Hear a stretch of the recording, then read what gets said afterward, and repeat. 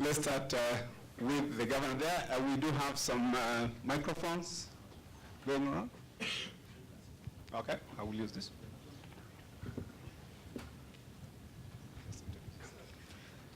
Your Excellency,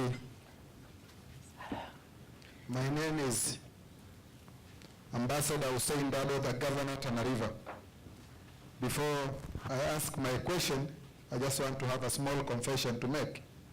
I've been your admirer, so much so that at one time when delegations came from Nairobi to bring us together, politicians, just before the elections, everybody said, I'm an MP in waiting, I'm a governor in waiting, I'm this. When I was asked, I just said, I want to be a Kagame of Tana River. And it has reasons, Your Excellency. People wanted to know why I said those things. This is simply because in a very short time, you surmounted such a deep mistrust of communities that have been butchering each other. So I want to know what the secret is. Because my county had just come out of some ethnic clashes. Then you set up these gachacha courts, how they work, I don't know. But one of the strangest things is, Your Excellency, when you led the way in even cleaning the cities, what incentives do you give these people that they have to leave their weekend to come and clean the city? What is the incentive? How do you do it? Now, finally, I don't want to bore you.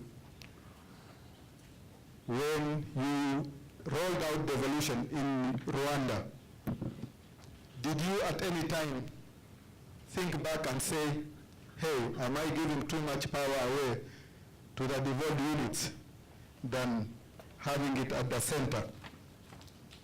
Finally, I wish you all the best in the way you are leading the region in economic growth. May you even find oil in the next few years. Thank you, sir. Thank you very much. Excellency, if you don't mind, if I take one or two other questions. Maybe yeah, two others. Yeah. Thank you very much, Your Excellency. My name is Professor Paul Chipkwony, Governor, Kericho County. Your Excellency, there is this devolved aspect, agriculture, for us. And I would like to request you to share with us your experience, especially about tea. We are comparing, and tea earnings to Rwandese farmers is higher than what we earned for our farmers in Kenya. So I would like to kindly request you to share with us how you've been able to revitalize that sector. Thank you.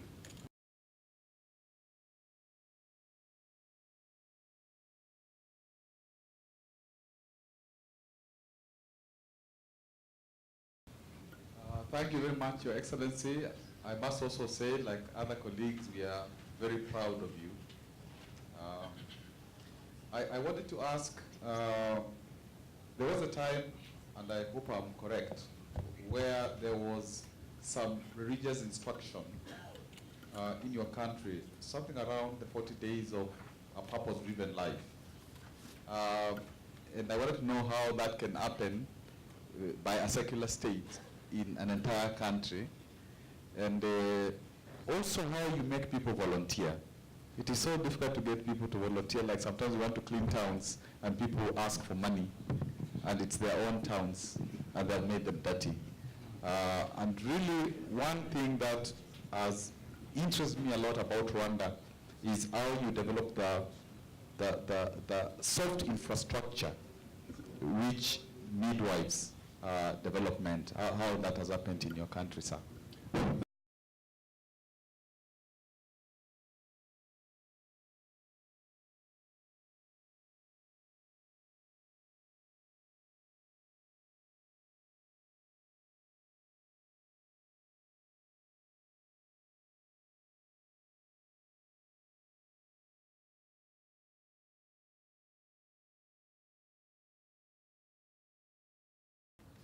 As I said, we have learned lessons. Even from tragedies, you learn a lot of lessons, and maybe they make you, those who have gone through such a tragedies, improved, made better people, by facing up to these hardships and wanting to make a difference and moving forward. So let me therefore start with the first question. But thank you for wishing us well to find oil and so on and so forth. I'm looking forward to that. There is another debate around that because people say oil and so on is a curse. Well, I prefer to see it differently. Probably the curse would be managed differently to give different results. It doesn't have to end up with one thing everywhere it is. So, but that's another issue. So for whether there was any feeling that power was, or too much power was being given away to the local government, I think it starts with another thing altogether. If you look at what you want to achieve by that, it is for the whole. It's not just for the decentralized entities. Decentralized entities are looked at in a sense of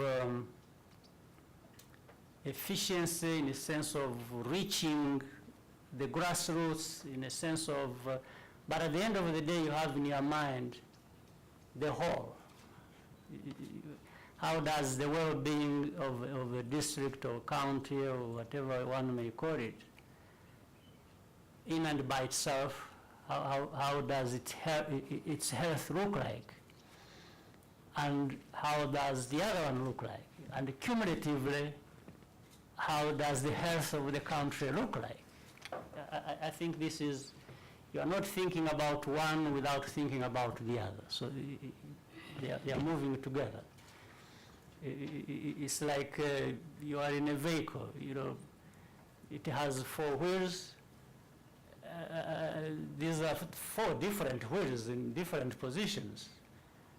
But if you are a driver of the vehicle, you want all the wheels to be fine. You don't want one with a puncture and then you think you'll ride on. So it's really what it means. The health of one and the health of the other cumulatively bring the health of the whole. So that is the sense we are doing. And then maybe I started somewhere in the middle. The starting point was how we have made the improvements and so on and so forth. Again,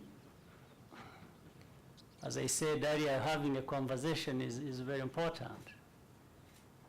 We have really had a conversation in our country. We have had time to not look elsewhere for what created problems for us or whatever. We started by saying we have problems anyway. It doesn't matter where they came from. And we are the ones being affected. So can we face up to the challenge and deal with it?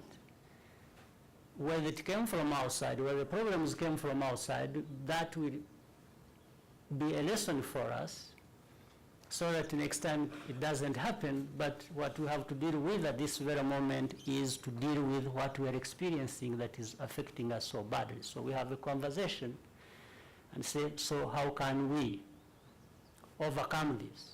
Of course, the knowledge we have and the experience we have is that divisive politics was behind everything. But what is divisive politics? Devolution or decentralization or having different ethnic groups or having tribes? This is diversity. But diversity has 2 sides, bad and good. So you have to choose whether you take the route, the path that will give you the good side, or whether you take the path that will actually affect you so badly and give you tragedies as we inherited and experienced ourselves. So the conversation around that helped everyone to say no. After all, for us, the tragedy affected every single Rwandan. There is no family in Rwanda that was not affected by the tragedy. Whether they were the killers, the victims, those who were being killed, at the end of the day, nobody, not a single family benefited from it. And so then we say, but what is this we are doing? That at the end of the day we are all losers. Can't we have a situation where actually all of us are winners? And harness the diversity, our differences, for the common good. My being different from you should not create problems between me and you, but we can find another path, and that where my difference with you can actually bring different strengths for what is of common interest to us. So this is the theory, at least, as I am saying it. But to enable that to go into practice, you have to have a conversation and weigh that against the reality. Our reality was the tragedy.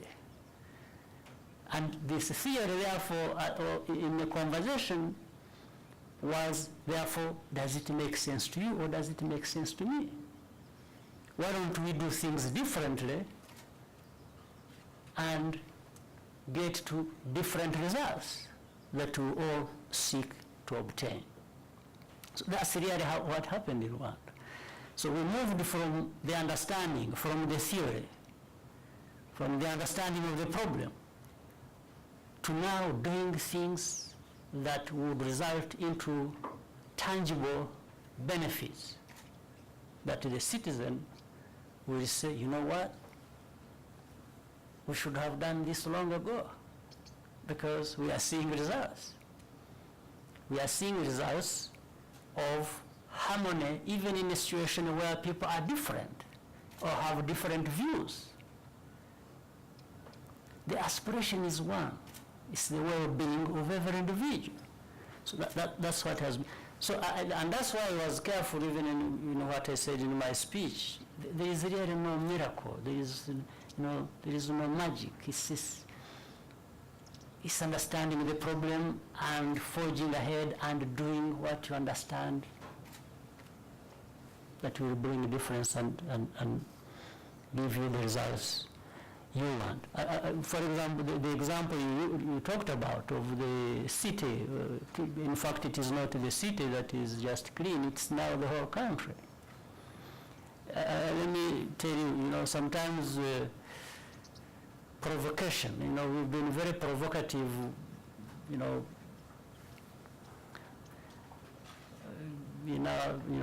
between us and among us.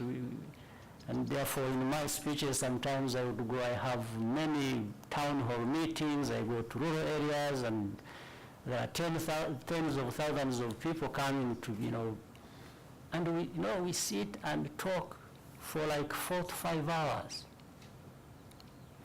And sometimes you ask them and say, even in our own culture, our rural settings, and we used to people cleaning their homesteads. They just, you would find women or whoever sweeping and cleaning, and so why do people do it? And then you magnify that and take it to a level. And I was telling people, I said, look at our city as if it is our homestead that we share. Are we happy piling dirt and, every other day? Would you want to live in that homestead? And people would certainly say no.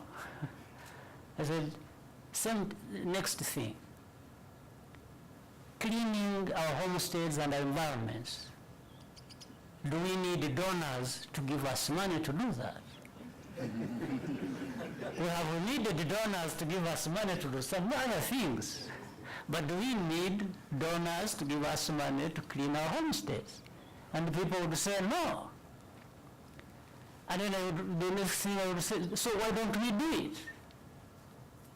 And then they would say, no, there is no reason. We can't do it. And then, so the next thing they said, so why don't we do it? So then we said, you know what, we for whatever there is in the symbolism, we said, you know what, for this great idea that we have all agreed to, let's have a day every month to remind us that we need to be together cleaning up our homes, our streets, and they agreed. So every month, we have a day, a Saturday, ending the month, where the whole country, everyone, is involved in cleaning up the homestead, the streets, the environment, everywhere.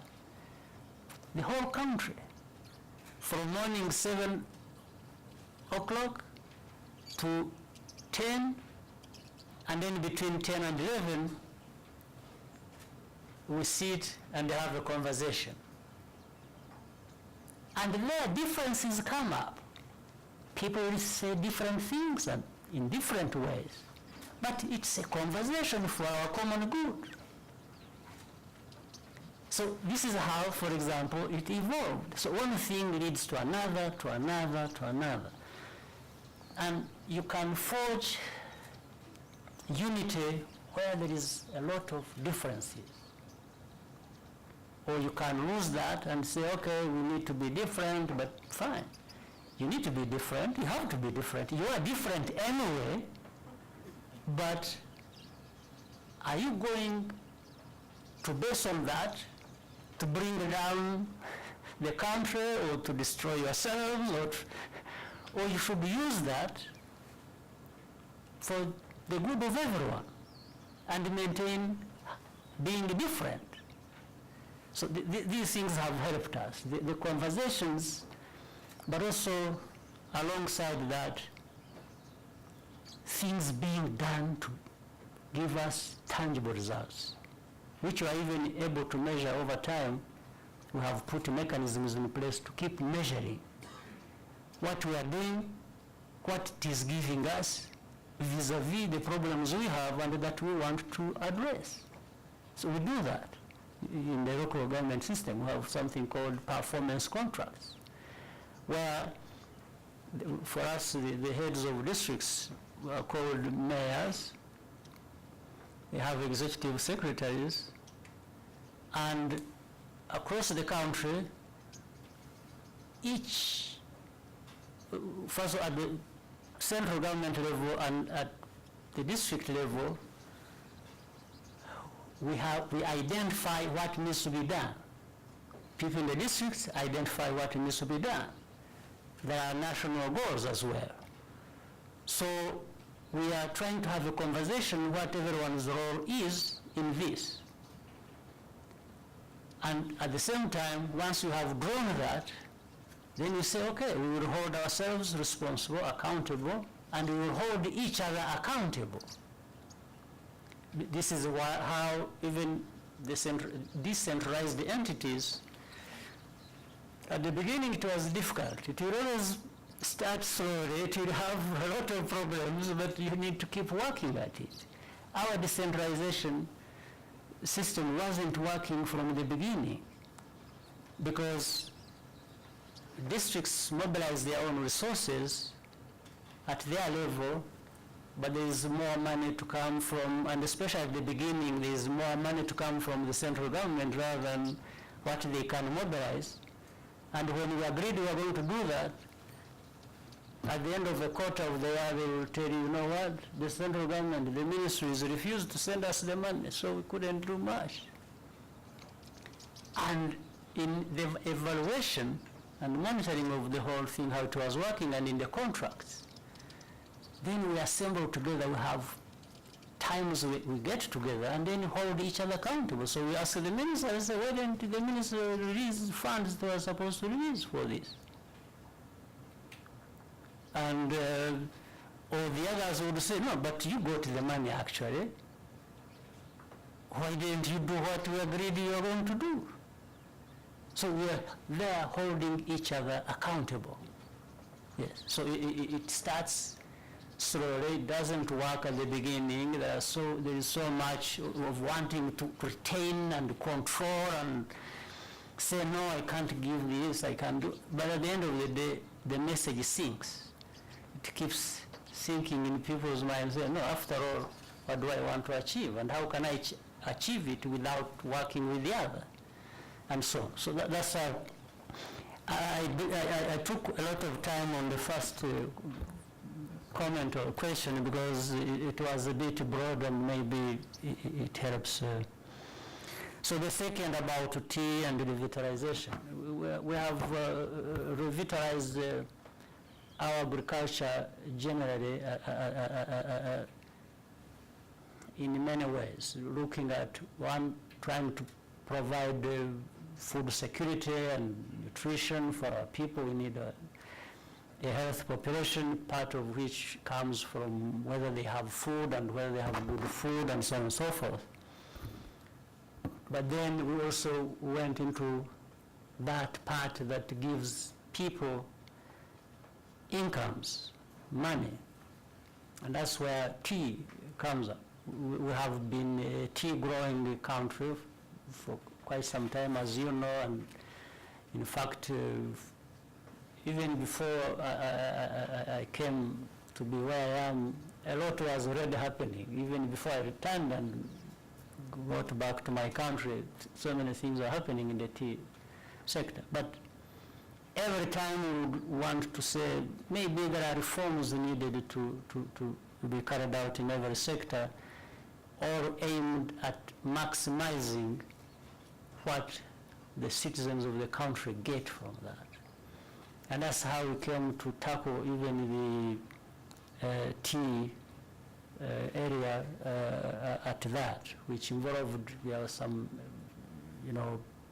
cooperatives around this and how it was being sold and exported. And so we looked at every level and every step through the value chain and identified what needed to be done in order to improve what benefits the tea grower is getting as an individual, as a cooperative, or later on what the country gets in terms of revenue. And again, through the same process is what we went through and found adding value, the marketing for it. There are different ways now. Of course, our tea has been auctioned in Mombasa for a long time. And I think there is change. Maybe the auction will continue, but will continue also in an improved way, or what the auctioning has higher quality than it used to have, and so on and so forth. So that's how tea was improved. But it was in the general context of improving agriculture as well, whether it was for export or whether, or if it was for what the country needed to fulfill its targets for food security. Now, about purpose-driven life and so on and so forth. This was just, it wasn't really something, it wasn't a religion we created or something existed. How do I put it? First of all, we have been very liberal in our system. The country remains secular indeed. And in fact, we moved away from, for example, I give you an example. In Rwanda, many religions, but as of old, say Muslims in our country, there are not so many, but even then, they were really terribly marginalized, almost to the point of targeting them in the previous politics and regime. So we changed that, and we said people have freedom of worship and expressing themselves in whatever beliefs they have, and so on and so forth. So around that, there are many, even if some of the, of course in Rwanda, we have many strange things that have happened there. Some of the denominations got involved even in genocide. You know, in history, whenever trouble struck, you know, society in different places, people would run to certain places because they know they are sacred, and probably nobody will harm them when they have reached there. But in Rwanda in '94, what we saw was that when people were running to churches for safety, the priests mobilized the killers to come and kill them in the churches. So you would have even said, well, can these churches survive in Rwanda after having done all this? But we have been very brutally frank with ourselves, and there are things we can't do without, even if in our history they have, you know, participated in what really came to destroy the country. So we seek to reform, to have new ideas, to forgive, to give everybody a chance. So through that, we have allowed people to continue forward. So the purpose-driven life, let me just a brief of story on this. We had, it was a collaboration. Somebody, maybe you have heard of somebody called Pastor Rick Warren.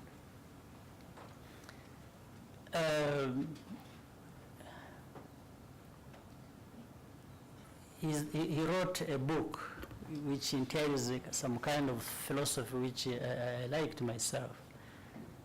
He wrote a book called actually Purpose-Driven Life. It has been one of the best selling books across the world. But so for me, and what I saw in that one, he advocates for a number of things. Church, business, and state working together for the common good of society. When I saw it, I said, well, this makes a lot of sense. If you have business and you have people who believe in different ways, and then you have the state working together, they can, of course, there are many other groups involved either within that or outside, but affiliated. So therefore, he was already connected with some churches in Rwanda. And with this philosophy, he promoted his activities, religious activities as a pastor. But around that philosophy, we also, in the same triangle, church, business, and the state, we worked together to make sure that we address social, economic, and other issues that the country was facing. Really, that's how this whole thing came up. It has nothing to do with the one way or the other tampering with the people's freedoms. So there was nothing enforced, but it was something that was used as part of what was happening, as a tool to mobilize our population for the common good. Thank you very much, Your Excellency, for highlighting those issues really about leadership being. By the way, if you have time, I have time. That's why I have come here. Yes, So we appreciate that's why I'm comfortable to spending so much time. We appreciate that, Your Excellency. But you allow me now probably to bring in my group of panelists so that we can expand the scope of discussion a little bit. But first, to clarify that Linus Gitari was supposed to be up here, but he does have a substantive session in the afternoon, and so we have excused him from the panel. Okay. I would like now to invite Professor Olive Mugenda to address us, give her views on this theme of leadership and how, as a leader, we can best deploy the troops and the people that we have to work with. Olive is a very, very well-known Kenyan personality. She's been very, very successful in her role as the Vice Chancellor of Kenyatta University, and I'm sure she has a lot to say on both this thing and other things that we need to be aware of. So, Prof.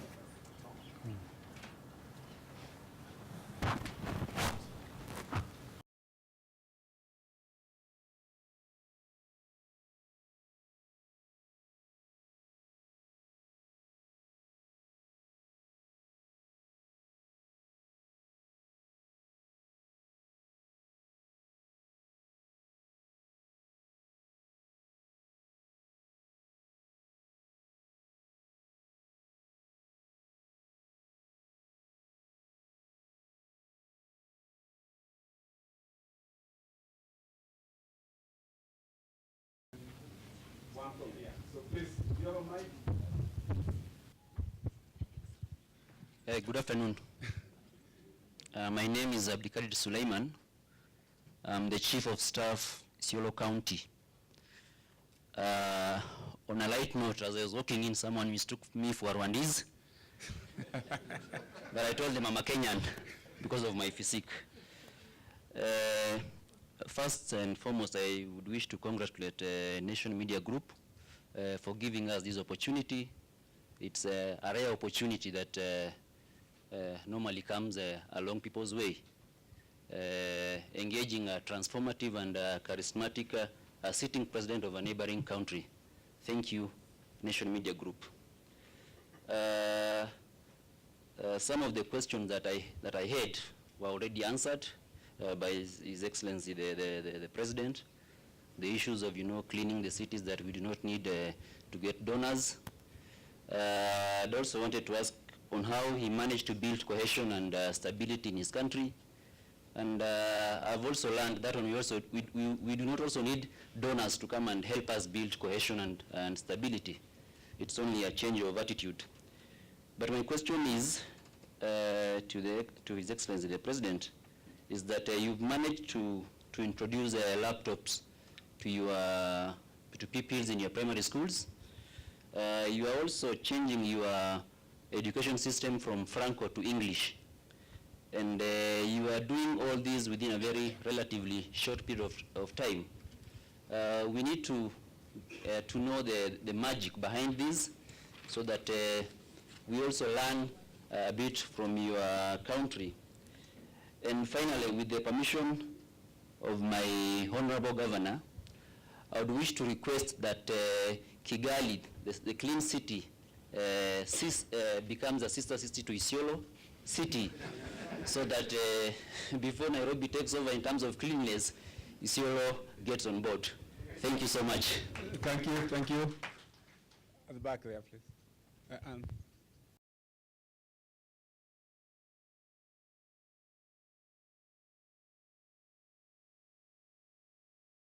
My name is Dr. David Nkediame, Governor Kajiado. Your Excellency, thank you so much for finding time to be with us. It's such an honor. I want to ask a question that is a bit provocative. First and foremost, like my colleague said, we are very proud of Rwanda and your leadership. Personally, I look forward to leading a delegation one of these days from my county to come and see what you're doing and learning more. And I'm just puzzled. My question is related to what you said, that there is really no magic. It's understanding what the problem is and agreeing on how to move forward and consultation and moving forward. But then I ask myself, assuming you didn't get into that problem, because all of us do not wish to get into problems so that we can move forward.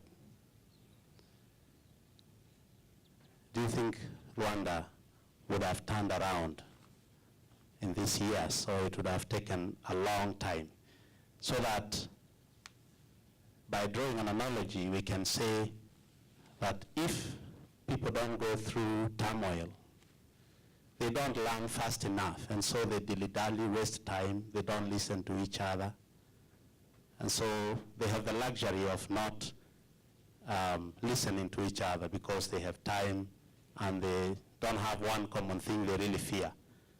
And very closely to that question, I want to say, could it be that the fear of falling back to where you are makes Rwandese or your country have no choice but to move forward and to listen better? And finally, in your own assessment, do you think Rwanda has now hit the ground? Or is this an initial stage of the turnaround that is likely to be bogged down by other realities that will prove to be hurdles? Or would you say you have seen the light and now you are off? Thank you. Like others, Your Excellency, allow me to start by appreciating you. And my issue is very much on the same grain as my colleague. One, in your earlier words, you said Rwanda had gone too low, no option but to go up. But precisely, we believe there must be certain social values within you and the Rwandese, political values, cultural, economic, and more importantly, leadership values, which must be the actual core of your achievement. What are these values? Secondly, the issue of sustainability. What strategies do you have so that we may also share with you? And lastly, the issue of conversations, cleaning. Maybe perhaps we might want to, and this perhaps I address to the national group, as a follow-up of what we are doing here. Maybe there may not be harm to attend some of these conversations and cleaning sessions. We ourselves have had cleaning sessions. I think every governor here has had a cleaning session in their counties, yet it doesn't seem to work. Thank you very much, Governor. Thank you. Thank you. We have either had, you can call it an opportunity, or you can call it it's a misfortune, or whatever it is. But we have had a situation where we have had to do many things through either experimentation or really not following any rule book because there isn't one for some of the things that we had to do. So it's like you are there and it's like you've got to find it all out. Really. So in a way, it's a problem, of course. It presents huge difficulties. In another, maybe it is as well, because it forces us, you know, human beings, we are complicated. There are things even you have possibility for and capacity to do that we end up not doing because either we are in some comfort zone or you wait for somebody else to do it. So that means you lose out on something. But when you are in a situation where you cannot say, oh, somebody else will do it, or you are actually not in any comfort zone because there is none, then you got to get up and do something. So we have been there. Not that we have been there because we created a situation where we have to be there, but it happened. So and that's why it maybe for the second question, these are related, because some of the things we are there not because of our own making, but just because we happen to be there. I'll come to that later. So this has created, therefore, for the first question which I was looking forward to answering, so we have had to do things from a very low base, from these constraints, and therefore something else has stepped in, which is a sense of urgency. You see? Yes, not only are we not operating from a situation where there is no rule book, but there's even a sense of urgency. So now that's how laptops, it's about schools, it's how we have tried to fix our education problem. So then we thought about, again, there's something else that was said earlier where Rwanda is not so much endowed with these natural resources and so on and so forth. So we had to quickly think about maximizing on the asset which our countries have, but which therefore, because of absence of other resources like those, is actually the main resource anyway. So how do we maximize on it? That is our people. Ourselves. So how do we add value to ourselves in terms of education? Therefore, we need a healthy population. We need skills. Therefore, all that brings many things into play, including technology.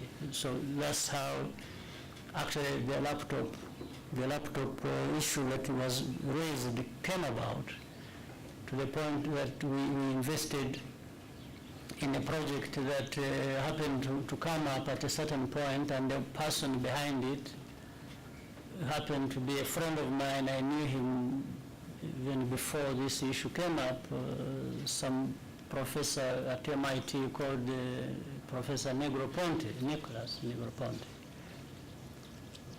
And so when I heard about that and listened, we knew, oh, if we start very early, and we had already drawn a ICT policy,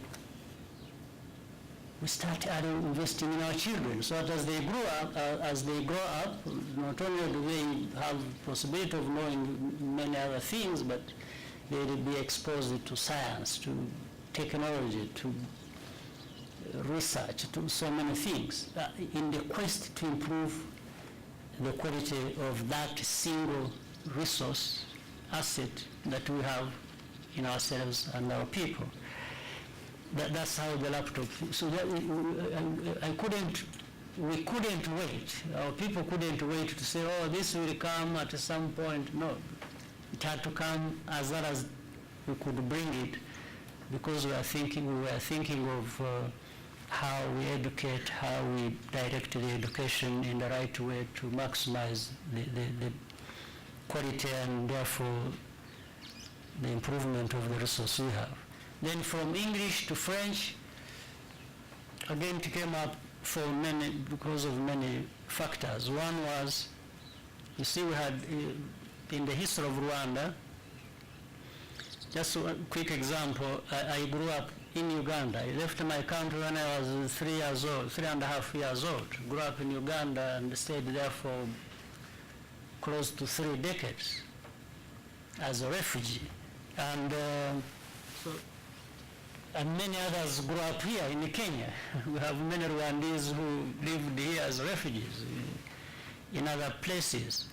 So when the situation allowed them, all of us, to return to our country, people are speaking, the returnees were speaking more English than French, absolutely. But we also found in Rwanda, I think there was an effort to try and teach English as well, for really reasons that are understandable. Again, if you look at Rwanda, trades more with East Africa as it was from the beginning, Kenya, Uganda, Tanzania, than any other part of our continent. So it was relating more to English-speaking area than actually. So even if it was for that simple reason of trade, of interaction, of business, this English became, more or less more common sense in our setting and for our own survival and growth than French. Well, I'm sure you already know many more French try to learn English than the English try to learn French. It has nothing to do with me.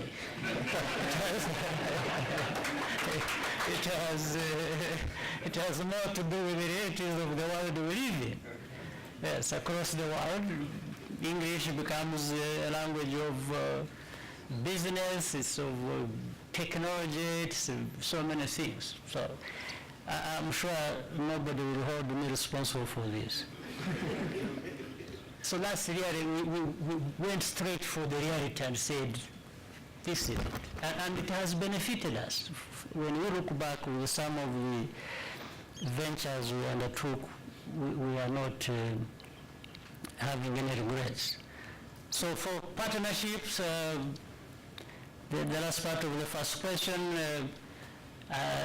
partnerships are things we prioritize. So, but the Minister of Local Government from Rwanda is here with me. I think he takes note, and we will see how best to achieve that.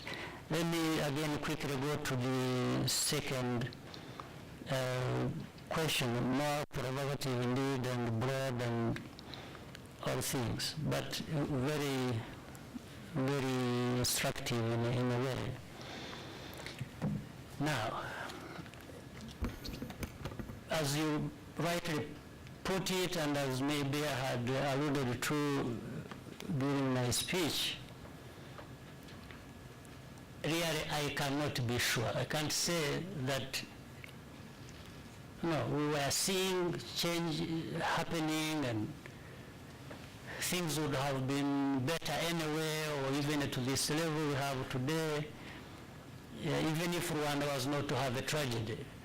Because first of all, the tragedy was not there so that change can happen, but rather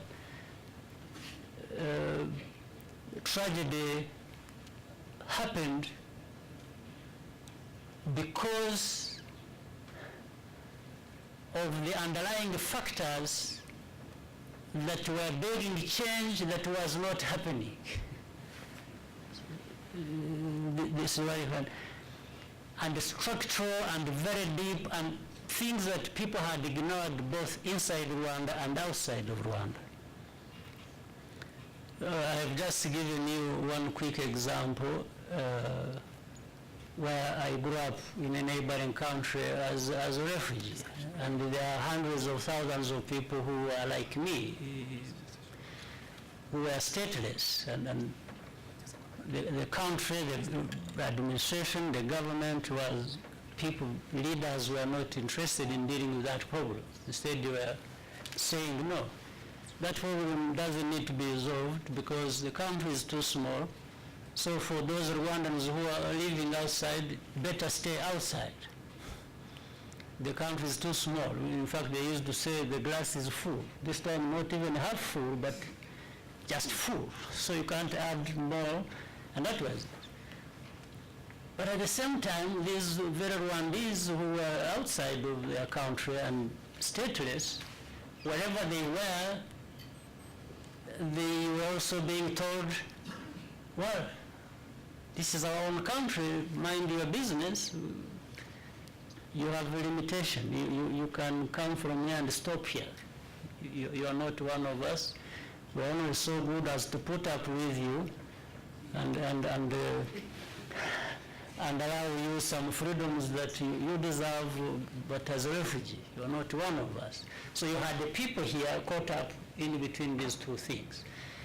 This was not the only or the main reason the tragedy happened, but I'm just saying this was one of the main examples why the tragedy was bound to happen, which was also an indication that maybe with this attitude and politics, change would not have happened by just luck or by any miracle. So, but again, this is why this example of Rwanda should be a lesson. It's a lesson to us, at least we Rwandans. Whether other people can learn from it and improve their situation,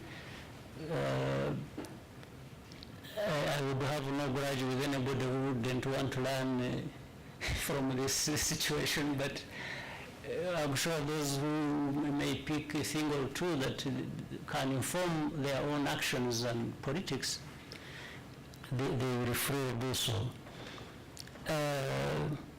Now, politics, progress, the futures of people and countries are full of uncertainties, are full of so many things, efforts going in all kinds of directions, views, and so on and so forth. So now, whether one of the things that drives Rwandans to move forward is the fear to go back where they have come from, maybe it is. Still, I would think that it is not the only one, or it is not the reason, but one of the reasons. I would imagine so, and definitely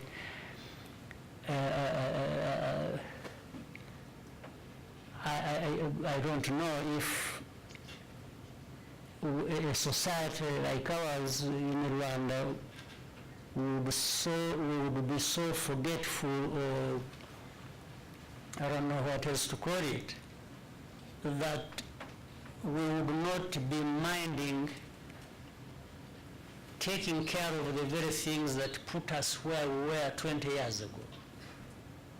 I'm sure in the minds of every Rwandan,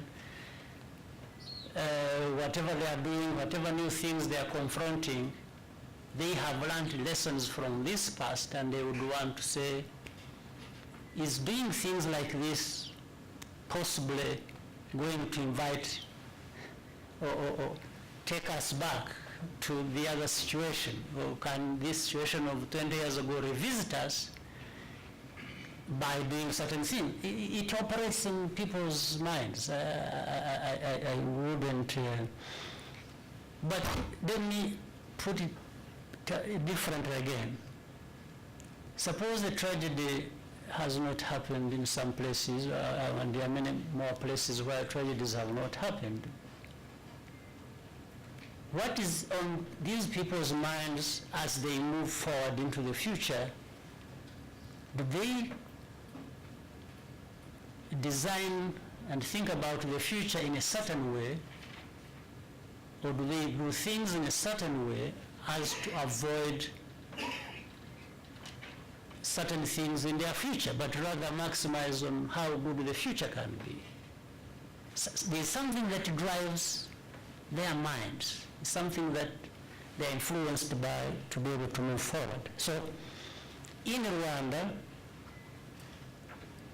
we have a combination of the normal people that want to move forward, even if the tragedy had not happened,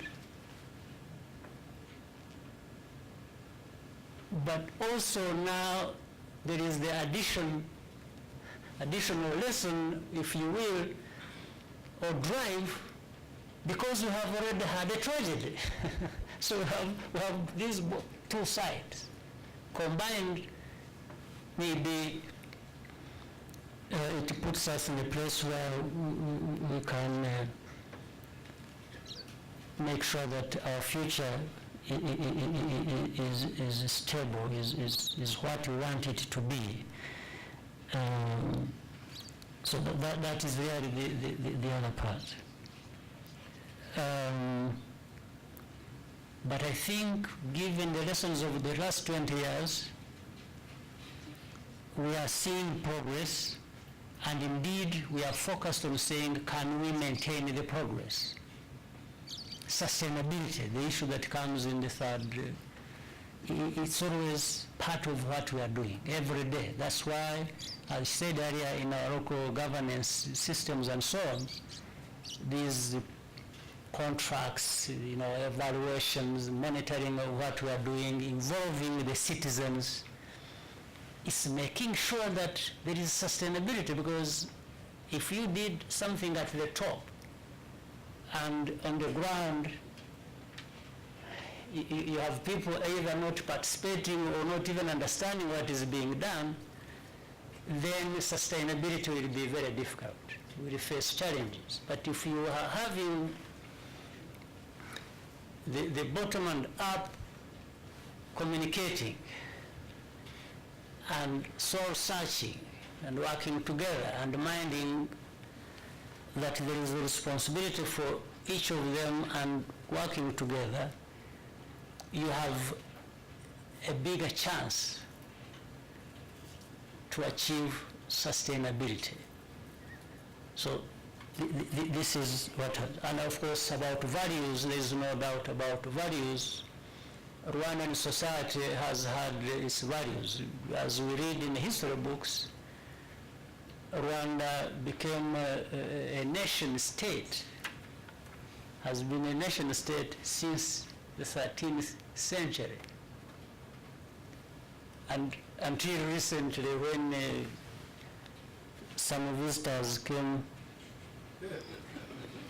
and took over.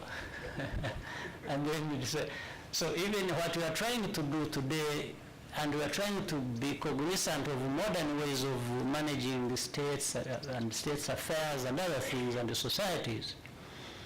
But at the same time, we are saying, since the people involved are Rwandans, and these Rwandans have cultures and traditions and so on, how can we draw from our history, our culture, our traditions, values that can inform the modern ways of managing our society? This is what we have done. For just quick examples, in the justice system, the judiciary, the whole justice system as we built it, and with the tragedy we had, we drew from our history, our tradition, conflict resolution lessons. We used to have something many years ago called gachacha. This is how communities, without these courts we have come to get used to the modern courts, that's how people used to resolve conflicts in a society, or disputes of any kind. They used to have disputes. So we drew how, and this had two things. One, it resolved conflicts, disputes. Two, it reconciled society. And this is what we needed.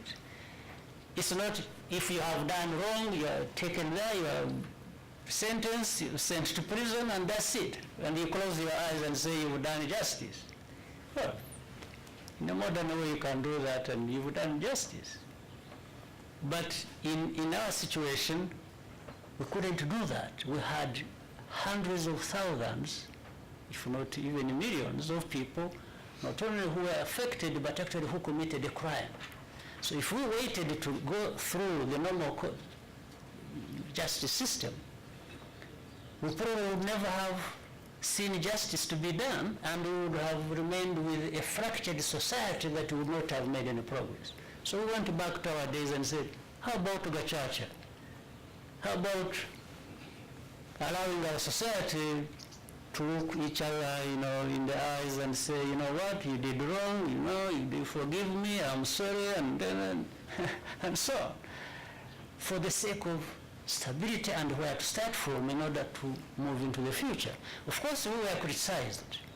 The whole world came to us and said, no, Rwanda, what you are doing is wrong, this is something backward, how can you do this? It doesn't meet the international standards. And he said, but we don't see anything around meeting international standards. Of course, having a genocide was not meeting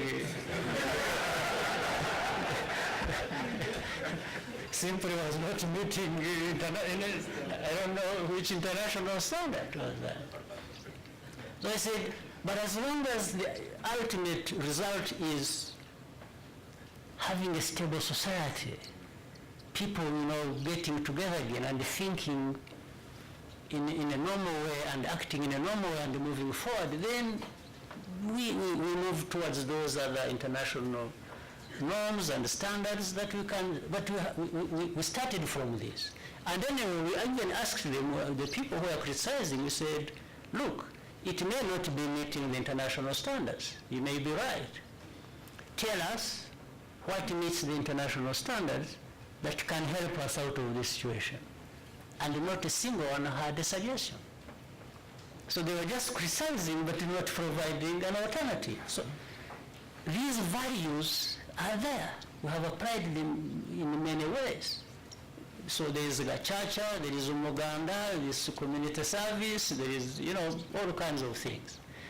There are many we have documented. So they are there, they were there, and we have really drawn lessons from this, and they have worked for us, and we have combined them with what the times today suggest we should do and how we should do things, and we are moving forward. Thank you. Again, I apologize, it take too long. That is fascinating. I think I will take one set of questions and then we will decide how to move forward. Question here. My name is James Ongwai, Governor Kisii. I sincerely also join hands in congratulating the nation group for what they have done. Linus, I remember when you came to Kisii, I was probably the first governor that you discussed this with. At that time, you were bashing the governors, and I suggested that why don't we have a meeting with you people, and after that, of course, we had dialogue with the chairman, and we are here today. But mine is to Your Excellency, sir. In this country at one time, we did have a committee that was looking at a national conduct into public affairs. I think at that time we had President Moi in power.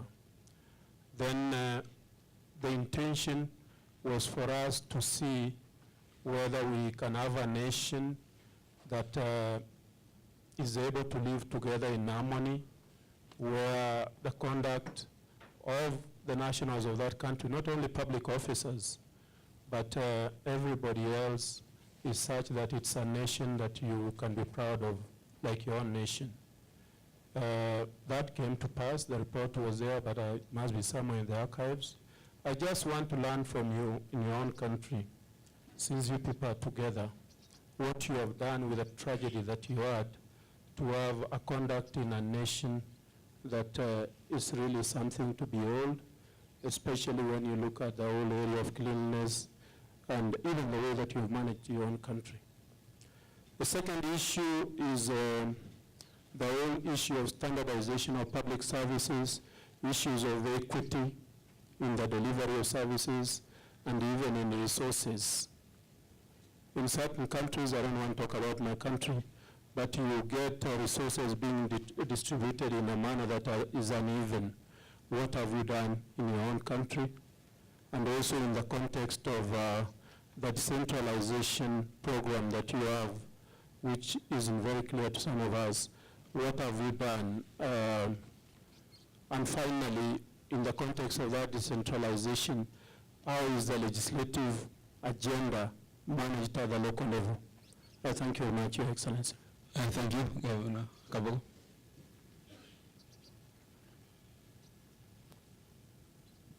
Thank you, Your Excellency, Mr. President. I sit here and look at you with a lot of admiration. The level of engagement, your humbleness, and I hope that Africa is watching, because we may not have a chance individually to tell you how much we are learning by your sitting there and talking to us. Having said that, I would want you to probably comment on the issue of land as a very vital, essential, and desirable resource. And I happen to be one of those who worked with people who are living here from Rwanda in the early 90s.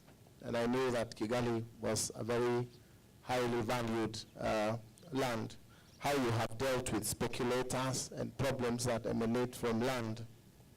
And also, probably, Your Excellency, comment on the relationship in Africa between democracy and development, and whether you think some of us are over-democratized. Probably a comment on that. And finally, Your Excellency, a comment on why we don't see or hear a lot of politicking in Rwanda. Kenya seems to be a situation where we have to continue doing a little bit of politics here and there. And we don't seem to see so much. Either the papers don't write about Rwanda, or there is little politics that really happens in Rwanda. And that would be very, very useful. And finally, the last one, with a lot of respect. What drives Paul Kagame? What drives Paul Kagame as a man? Final one. Thank you, Your Excellency. My name is Alex Talbot, Governor Elgeyo Marakwet County. My question is, what role does the decentralized units play in provision of health services? And also, how did you manage Health services. The second, Health services. Health? Yeah. Okay. I wasn't. Thank you, Your Excellency. My question is, what role does the decentralized units in Rwanda play in the provision of health services? And also, I wanted to know, what did you do to ensure that 98% of Rwandans and insurance, medical insurance cover?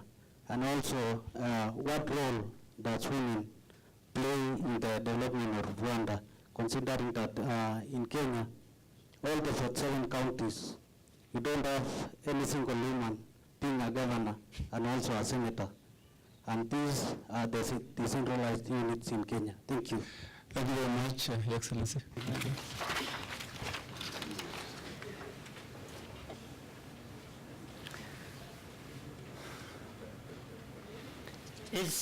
Some of these are very hard questions, so I'm trying to see how I may not take the whole day trying figuring out what to say, but in any case, something to do. You see, one thing that has been lacking, at least from our experience in Rwanda, but I think maybe you can see some examples of that in the rest of the continent. There is no way we would have made progress in Rwanda because the tragedy tore completely apart the social fabric. And without that, national pride or anything was also gone. But you could also see that historically over time, and this is something all African countries may have struggled for some time,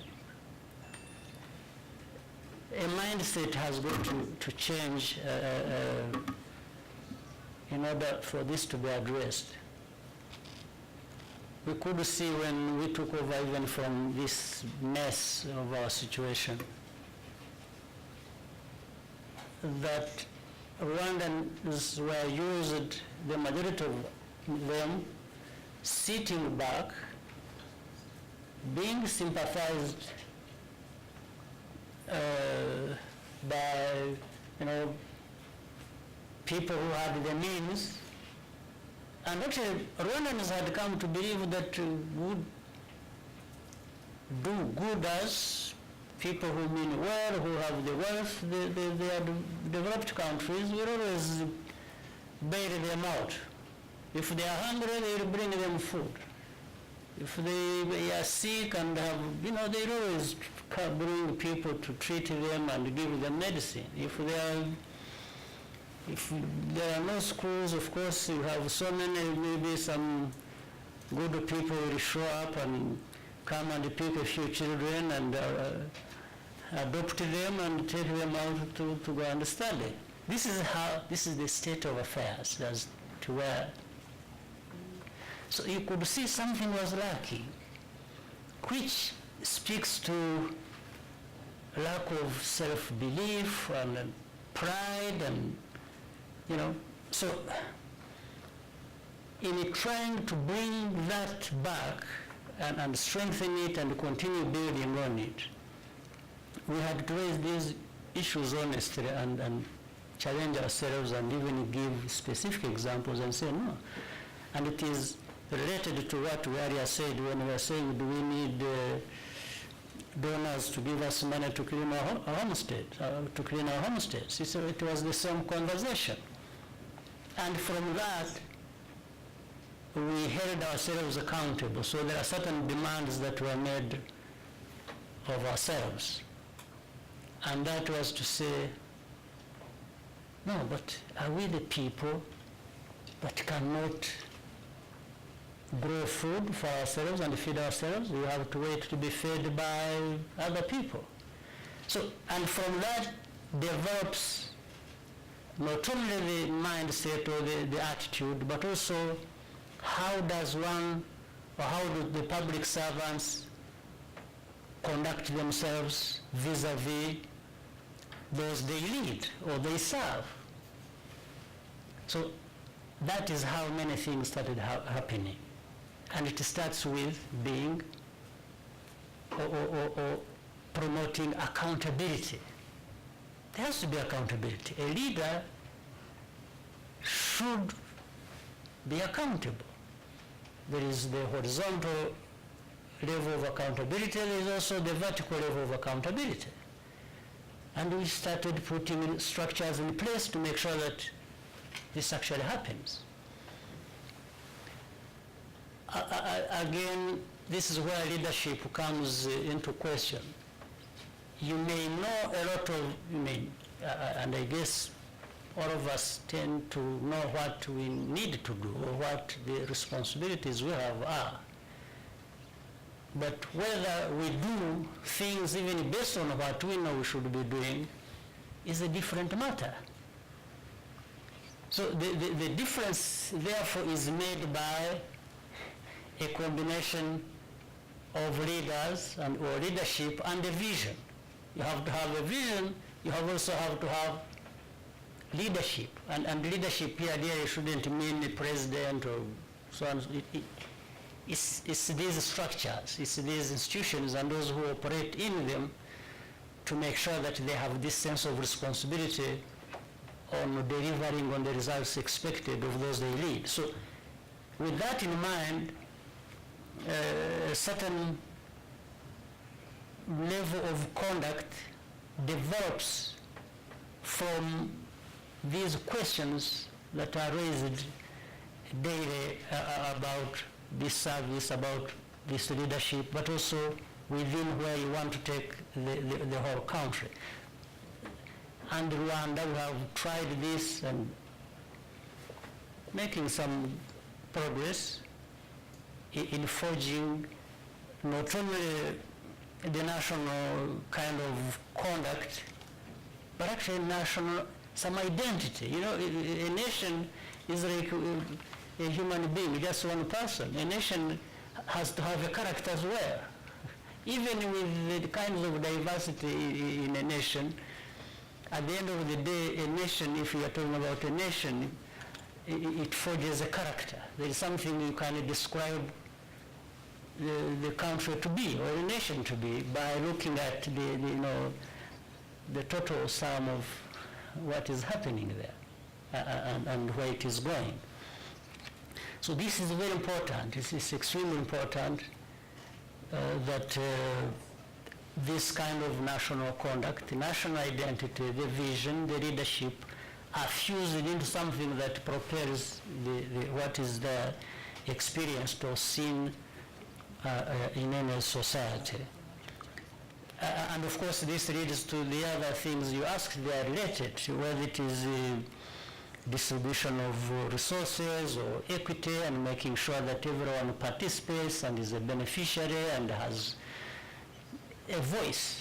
Somebody who has a complaint has where to voice it. Somebody who has authority is accountable for it, and to make sure that the authority is properly exercised.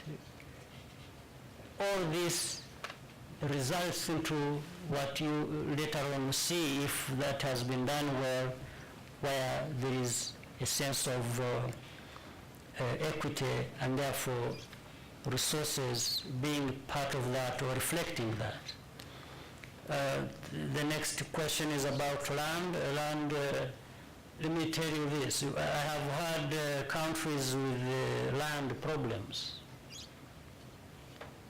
I don't know, maybe even in Kenya you have problems relating to land. But I can assure you, in Rwanda, we have probably the most complicated issues to do with the land. And starting from the fact that land is not there. and that everybody wants a piece of it and has the right to a piece of it. So that makes it very complicated. The second part of it is how even the little that is there historically has been owned or has been distributed. And then third, the fact that in the end, land was more or less not owned by nobody else other than the government. So we tried to make sense of all this. There is even something, probably I shouldn't go into this to take too long, but let me tell you quickly, the problems of Rwanda, we have had problems, by the way, since the 1950s. Even in the genocide of 94, you heard about, was only the biggest, but there had been other genocides going on in the 60s and the 70s and so on. But the point I'm trying to bring out here that is related to the question of land is, and it comes together with the property.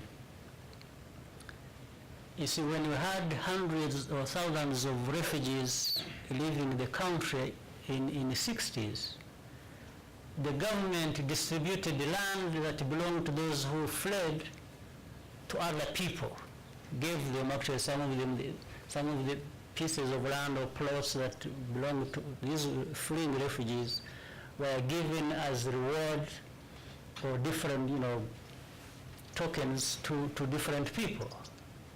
But also there was another fact that the population was also growing and so on and so forth, and the people were taking land. So in 94, when those people who fled in the 60s and the 70s came back,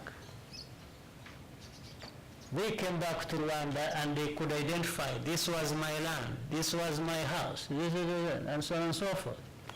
Or somebody could come and say, this land that belonged to my father, which was, say, let me use example, 10 hectares,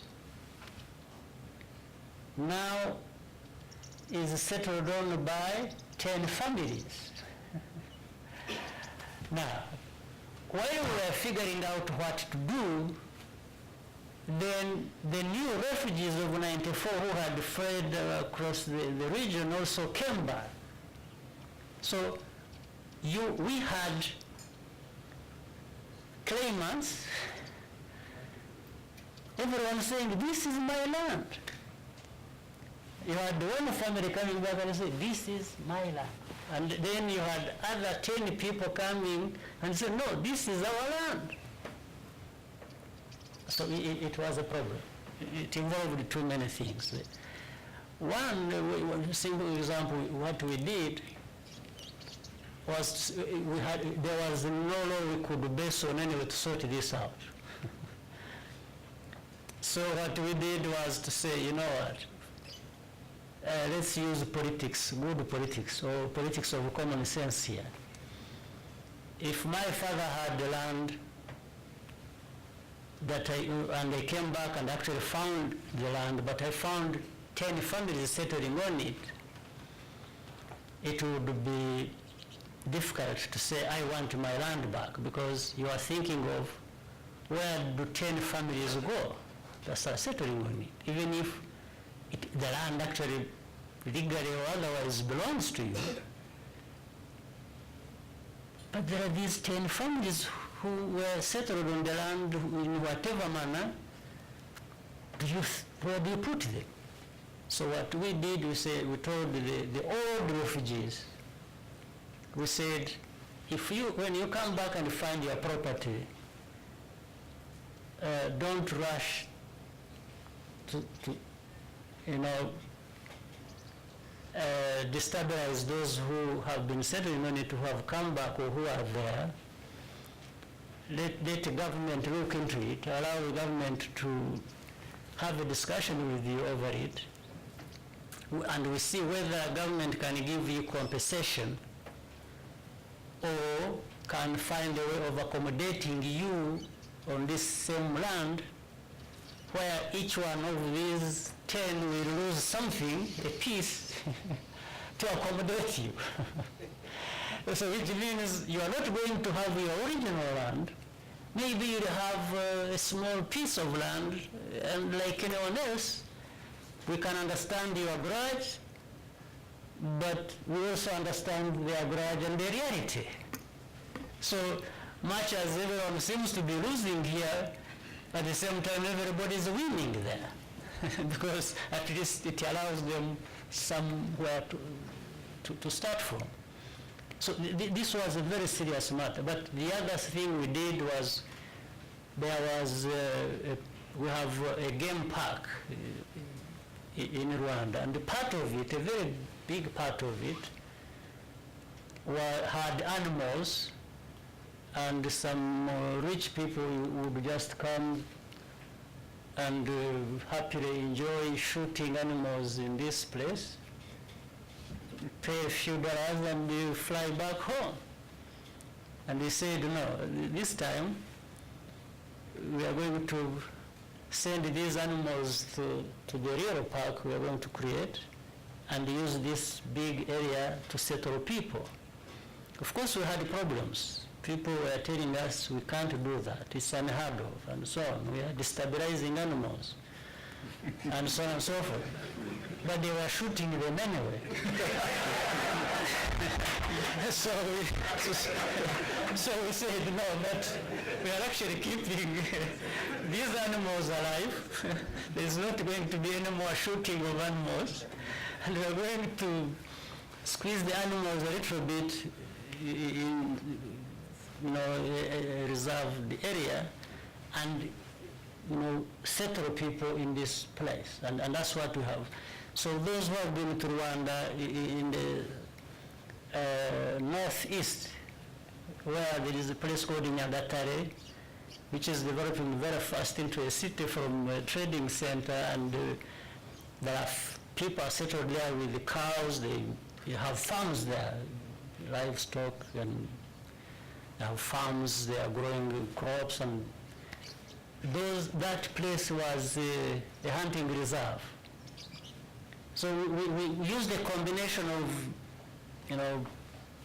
things and just common sense and the urge for peace and stability and being able to move forward helped us apply some not so conventional methods of dealing with the matter. My father had a big land on which settled 20 families, and I told them to live peacefully in that land, and I would not going to claim it back.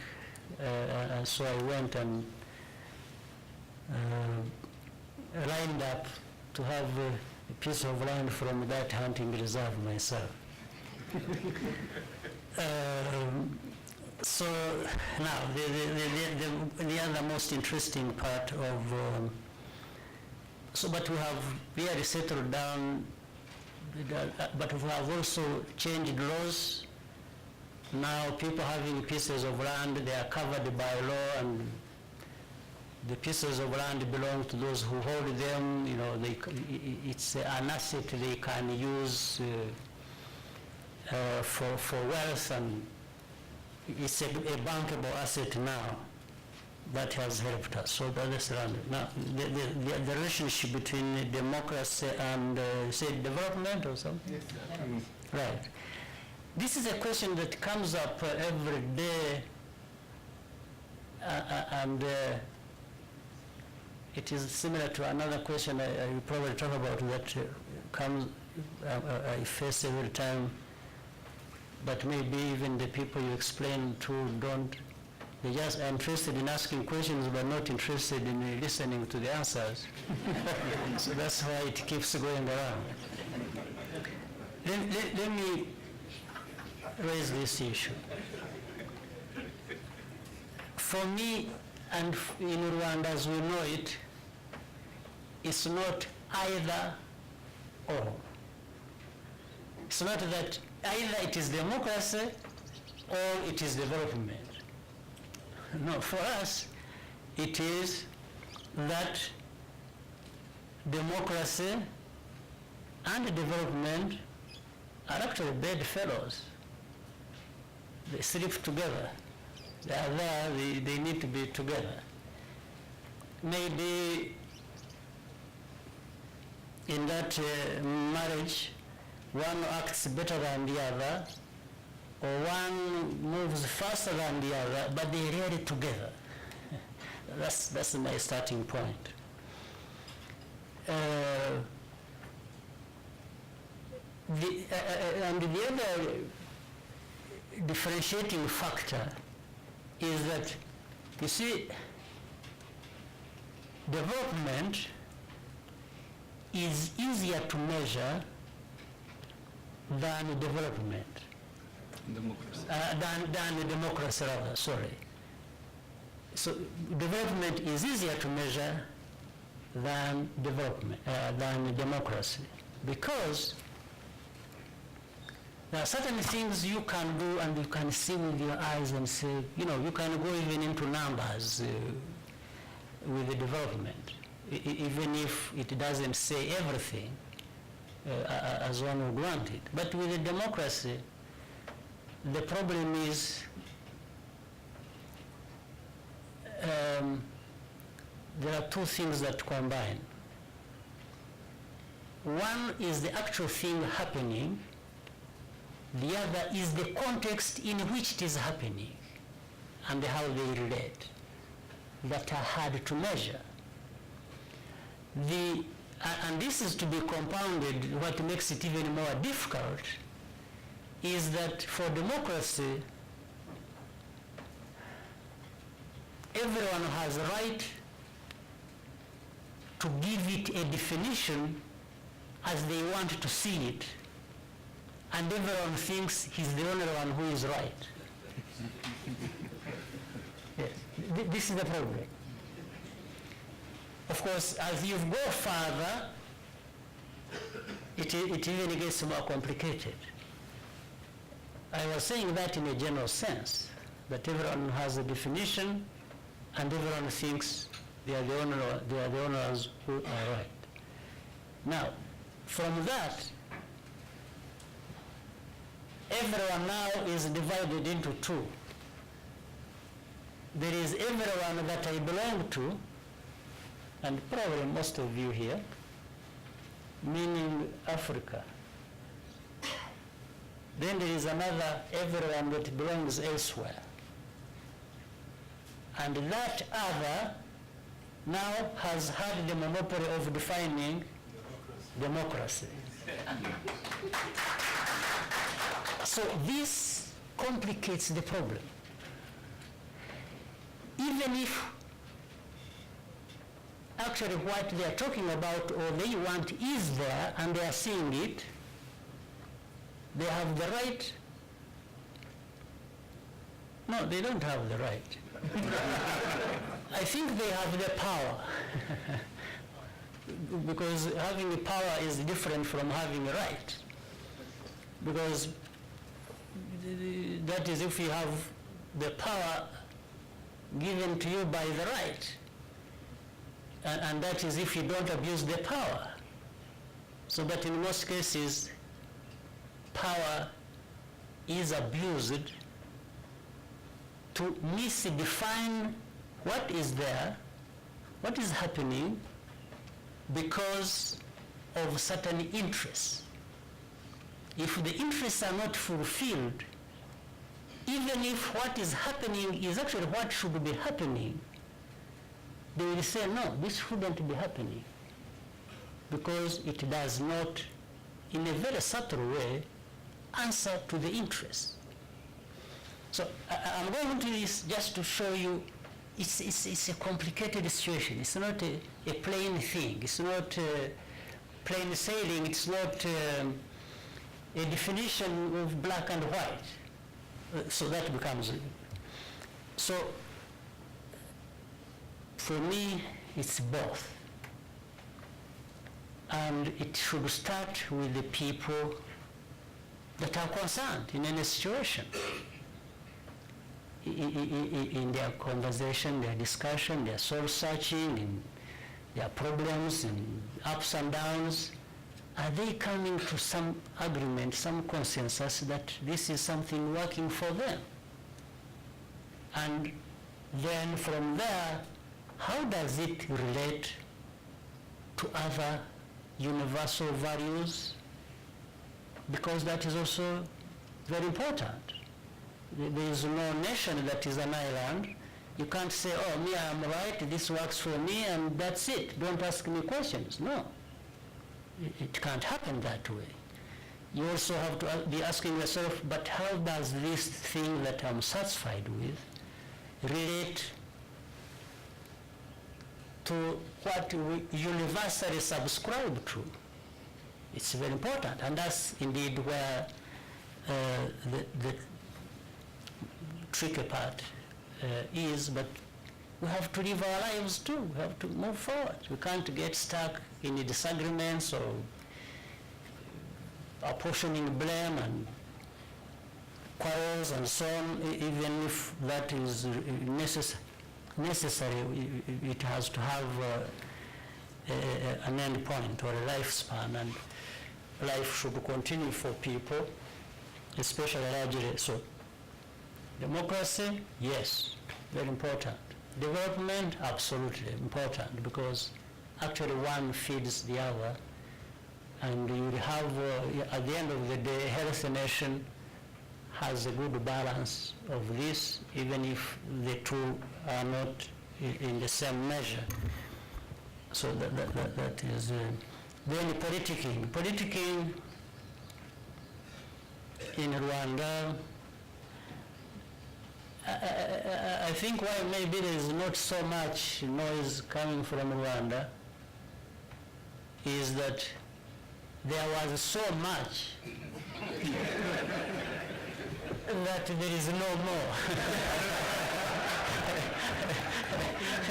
because there was so much noise and actually bad noise, because in the end it consumed every life that so picking the pieces from there and moving on maybe, but also the drums that are used sometimes to accompany the noise are also developing, are being worked on. You know, you see, let me say, even for the media that sometimes drums up, on one hand, very rightly and very usefully, on the other, when politics has also crossed the borders with the media, then it spins the whole thing and the outcome. So, but having, for example, the media part in Rwanda is work in progress, is developing, is coming up. Initially, in fact, it was part of the way, by the way, it was part of the tragedy we had. I'm sure here you know very well something called Miracolin. Miracolin was a radio that was just known as hate radio, mobilizing people, 24 hours. It was the only, and the national radio, the two were the only radios almost 24 hours, but the other one was working 24 hours, calling upon people to kill one another. It was called Miracolin. One of the proprietors was a man you have heard about when they one time insinuated he was living in Kenya, a man called Kabuga, Felicien Kabuga. Yes, and so that was part of the very terrible noise that was being made. But anyway, the whole industry has also started from a very low base, trying to build, and probably if we can even have the opportunity not to just look at it as within the borders of Rwanda, but something crossing borders and to the point that the whole capacity comes up quickly and we, so maybe you would get, if any noise, then the right noise should be well expressed. And then politicking, I don't understand the meaning. Politicking per se, and the noise, and the noise of tearing each other apart, and in the end tearing the counterpart. I don't know whether sometimes this is what people call democracy, because some people are saying too much democracy, but I didn't expect that too much democracy is about to destroying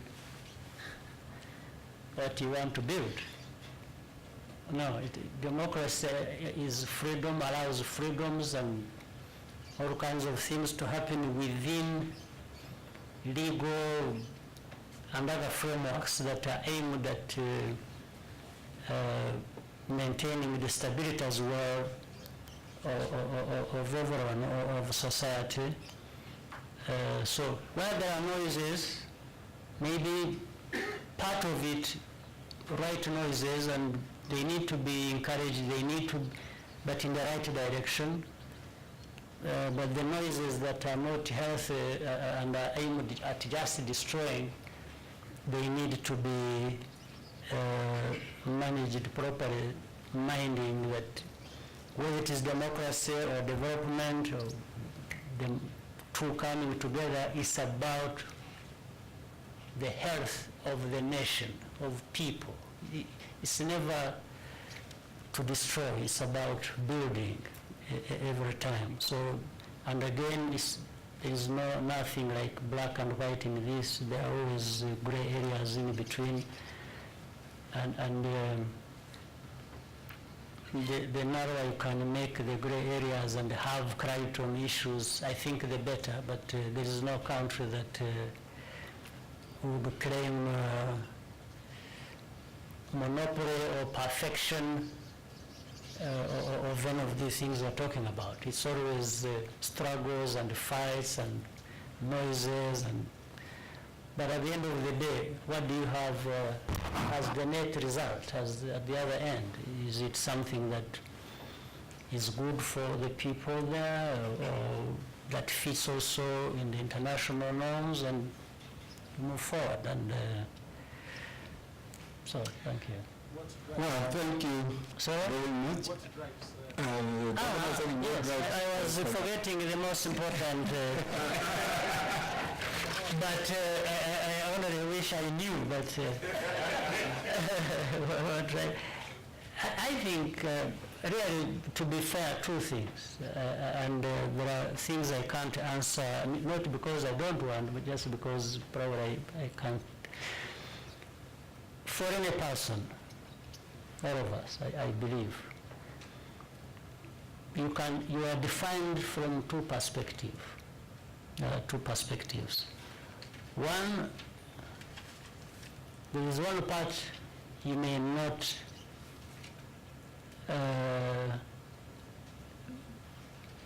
there's not much you can do about.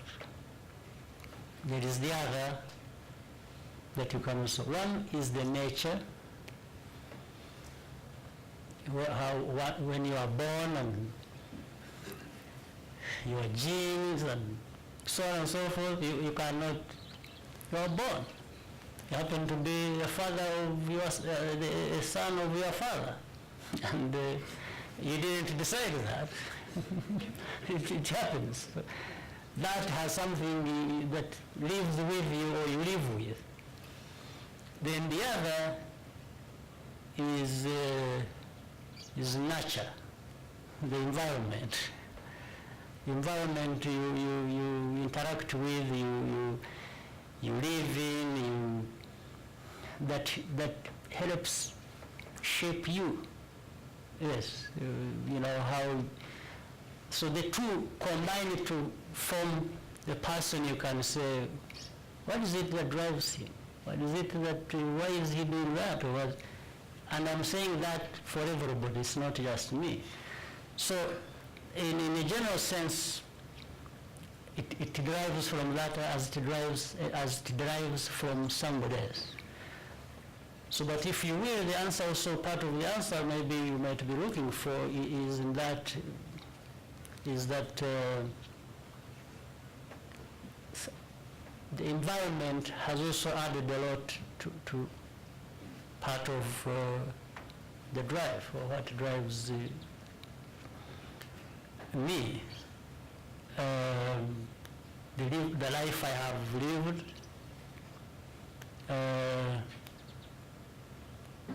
I've lived a life of a pressure cooker. Just been, you know,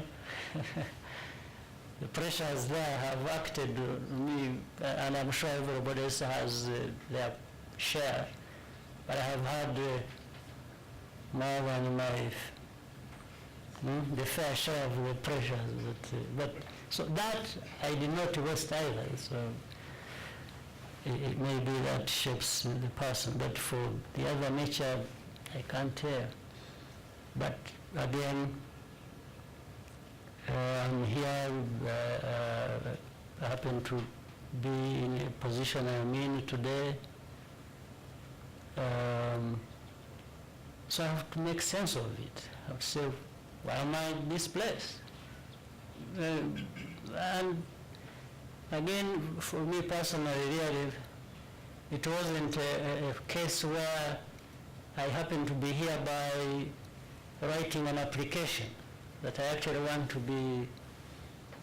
No, it's something that evolved, some of it without my control. Yes, when I was involved in the struggle, first I was involved in the struggle in Uganda.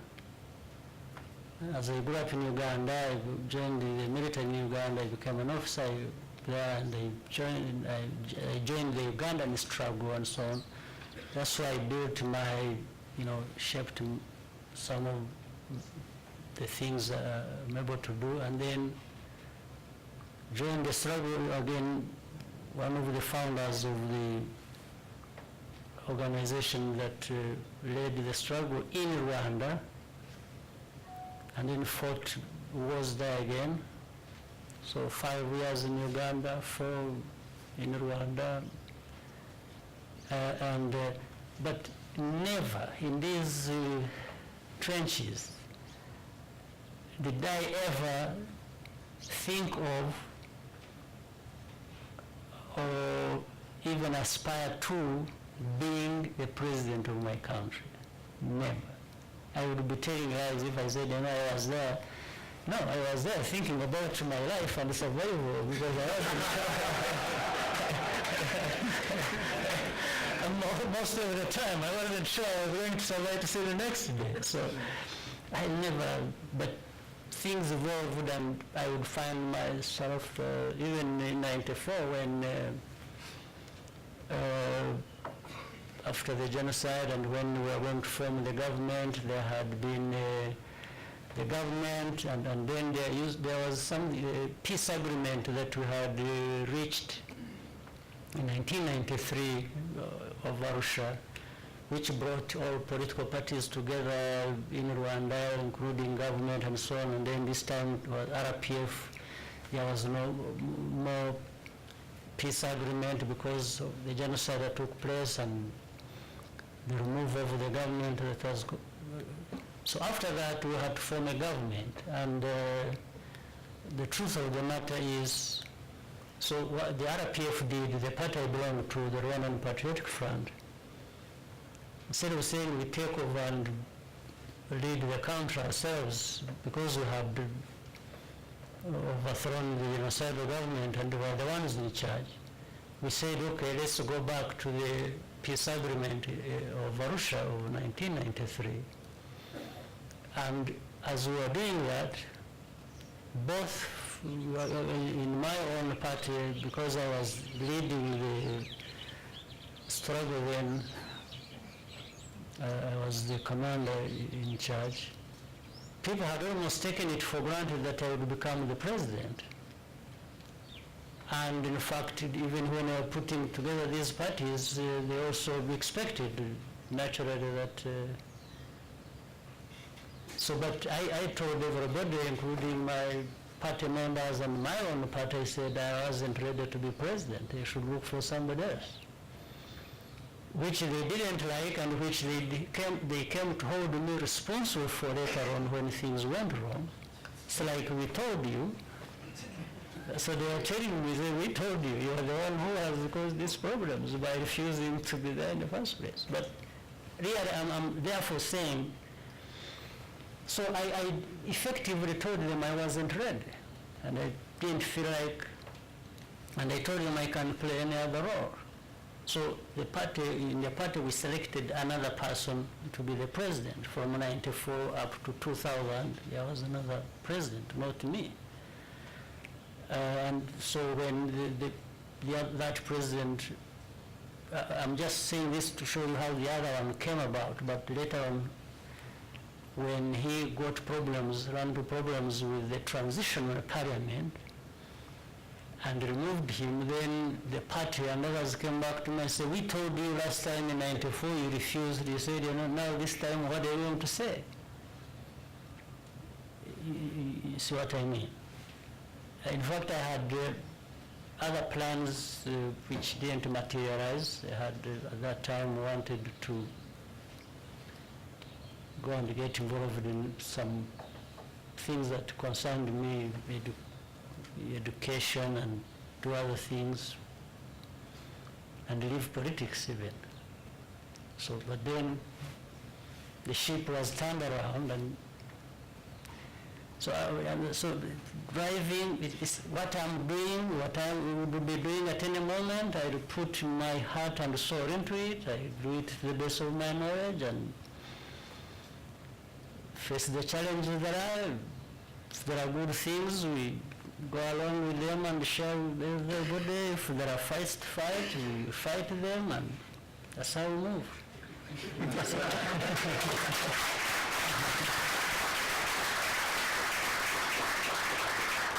So the story now, decentralization and health, it falls in the same scheme. For women, from simple logic, we said women in Rwanda constitute close to 53% of our population. We just said we can't shut this big population asset out of the whole equation of development, plus it is their own right anyway. Later on, I think, other than our party and the government realizing it, even the women themselves have been struggling, I think, to emancipate themselves. So if I can give them in advance what they deserve, then it saves me unnecessary fights. So, and at the same time, it's logical. It just makes sense. It also is wrong. So for medical insurance, health, so we have actually developed a very unique and very progressive and effective health system in Rwanda, and that serves everyone, and that has also been building capacity and developing some quality. And around that, we were also very innovative to make sure that we involve everyone, not only in benefiting, but also in contributing. I again tell you a piece of information here I give you. When we were creating this medical insurance scheme that covers everyone now, around 90%, with our partners in development, those who give us money for our development, that we wanted every citizen, every family to make a contribution. And they were saying, no, they are poor people, we will top up for them, don't bother the poor people. And we had an argument. We told them, we say, our poor people should not be made to get used to being given things free, and for you coming from tens of thousands of kilometers to come and be seen to be taking over our responsibility, or their responsibility towards themselves, by making them dependent on you. So we said, for us, we're going to ask put there a small fee that they contribute, each family, at least to cultivate that sense of responsibility in them, that they have something to contribute, and that what serves them is something they have contributed to. Really relating to that other thing I said, where the mentality has to change. The mentality of our citizens is knowing that for their medical insurance or their health insurance, somebody else they even don't know has to come and foot the bill.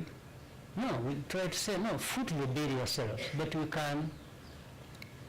So actually what we did, instead of making it that the donors were footing the bill, we said, no, the government is making the top up. At least we relate more closely with our people than somebody else would want to come and relate more closely with our people than ourselves. Because that has a very serious consequence. So they make a contribution, and in fact we have put people in categories. Those who have more contribute more. Those who have less contribute less. And those at the lowest, at the bottom, the government tops up. And tops up this money from, we put it in the budget, even if it has come from these donors, it goes to our people as coming from their own government, not from, yes. You see, so we make that distinction even for facilitating the mindset change of trying to gradually leave behind this dependency on foreign handouts. So that's it.